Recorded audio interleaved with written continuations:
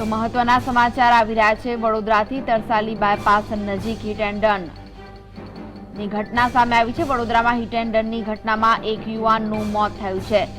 શહેરના Tarsali bypass road પર વૈભવી ઓડી કારે યુવાનને કચડી મારતા તેનું મોત થયું છે। આ ઘટના બાદ ઓડી ચાલક કાર મૂકીને ફરાર થઈ ગયો છે।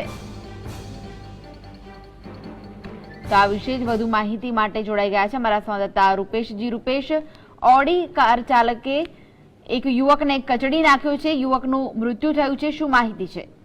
જી કૃષ્ણ, ચોક્કસ આપણે જણાવી દઉં કે આ સમગ્ર ઘટના છે તે તરસાલી બાયપાસ ધનિયાવી નજીકની છે, જેમાં એક ઓડીના કાર ચાલકે બેફામ કાર હંકારીને 3 જણને અડફેટમાં લીધા હતા, જે પૈકી એક યુવાનનું ઘટના સ્થળે મોત થયું છે। મોત થયા બાદ સૌથી ચોંકાવનારી વાત એ છે કે જે અકસ્માત સર્જનાર જે કાર ચાલક છે તે ઘટના સ્થળેથી ફરાર થઈ ગયો છે। એટલે પોલીસે પણ હાલ તેને ઝડપી પાડવા માટે પ્રયત્ન હાથ ધર્યા છે, પણ આ મામલો જે છે એ બિલકુલ નેશનલ હાઈવેને અડોઅડ બન્યો છે। એટલે પોલીસ પણ સીસીટીવીના ક્યાંક ને ક્યાંક ફૂટેજ મળી કે કેમ તે પણ ખંગાળી રહી છે।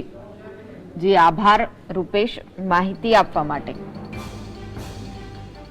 તો વડોદરાના તરસાલી બાયપાસ નજીકની આ ઘટના છે, જ્યાં હિટ એન્ડ રનનો કેસ બન્યો છે। ઓડી કારે યુવકને કચડી મારતા યુવકનું મોત થયું છે અને આ કાર ચાલક કાર મૂકીને ફરાર થઈ ગયો છે। આ સાથે જ પોલીસે તપાસ હાથ ધરી છે।